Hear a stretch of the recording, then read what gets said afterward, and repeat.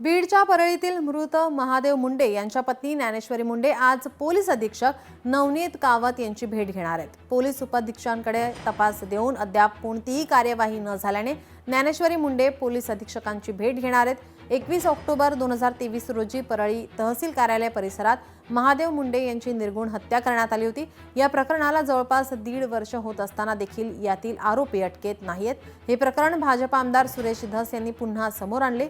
त्यानंतर या प्रकरणाची फाईल रिओपन करून याचा तपास आता पोलीस उपअधीक्षक अनिल चोरमले यांच्याकडे देण्यात आलाय।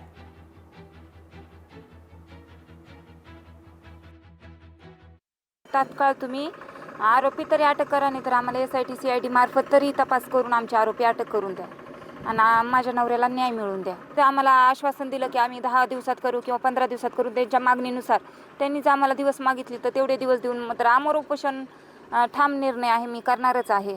जोवर आरोपी अटक होत नाही तोपर्यंत मी बसणार आहे। लोकशाही मराठी ऐका, पहा, जागरूक रहा।